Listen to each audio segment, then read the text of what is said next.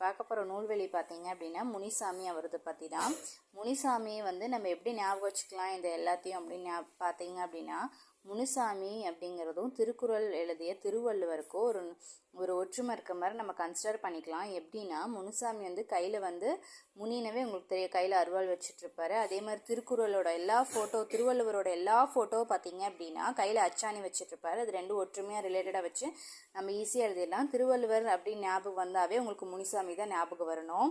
அப்படி ஞாபகம் வந்துச்சு அப்படின்னு பார்த்தீங்கன்னா, அப்போ திருக்குறளை வந்து இந்த எல்லாருக்கும் வந்து சொற்பொழிவு ஆற்றி நிகழ்ச்சி நடத்தி இது பண்ணது யாருன்னு கேட்டாங்கன்னா முனிசாமின்னு எழுதுறான். அப்புறம் வள்ளுவரோட உள்ளம் அவர் தான் எழுதினார். வள்ளுவர் பற்றின எல்லா வருதாலும் நம்ம முனிசாமி தான் எழுதிக்கலாம்.